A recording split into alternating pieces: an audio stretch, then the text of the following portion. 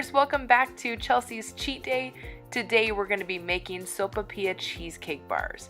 These are super easy and so delicious. Sopapilla are actually traditional Hispanic quick bread that are fried and then dipped in cinnamon sugar and doused with honey. So today we're going to be doing a little twist on that, adding a cheesecake factor in. So let's get started with 2 bricks of cheesecake, 1 cup of sugar, and then we're going to mix this together until it's smooth. This recipe is so easy. I've taken it to so many potlucks. It goes great with a nacho bar, I can tell you that. And I always get a lot of compliments. So after we've mixed it until it's smooth, we're now going to go ahead and add some vanilla. Yes, we're using a cap. I know we are probably the classiest people in the world. I think that's just something I picked up from my mom. So next up, we're going to make a simple cinnamon sugar mixture. With this recipe, we did 4 tablespoons of sugar and just kind of sprinkled in however much cinnamon we wanted. This is going to create this great crunchy crust on the top of the Sopapilla bars. Next, we're going to prepare a 2-quart baking dish by spraying it with some nonstick spray and setting that to the side. Okay, so now we're going to take 1 roll of Crescent dough and roll it out onto a cutting board. And as you guys can see, there are perforations in the dough.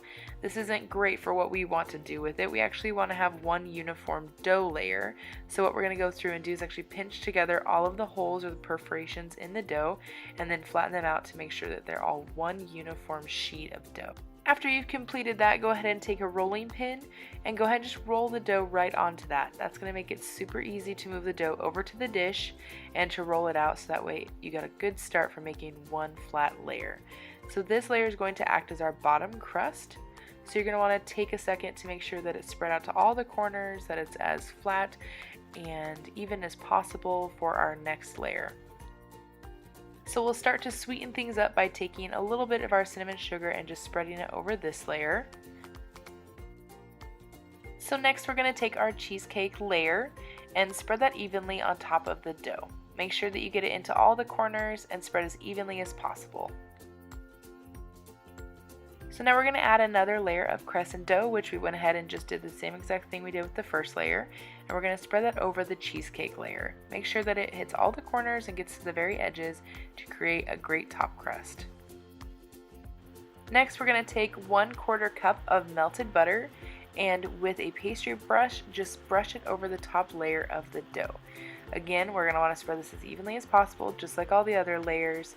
And next we're going to sprinkle over our cinnamon sugar mixture. The butter and sugar mixture are actually going to react in the oven and make a really crunchy top layer, very similar to a traditional Sopapilla. Next step is to place the pan in a 350-degree oven. These will need to cook for at least 30 minutes, but you'll know that it's done when the top layer is crispy and browned.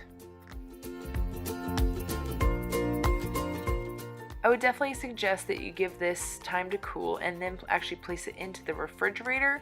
That way that the Sopapilla bars will actually stick together better. But it's also super delicious when it's straight out of the oven.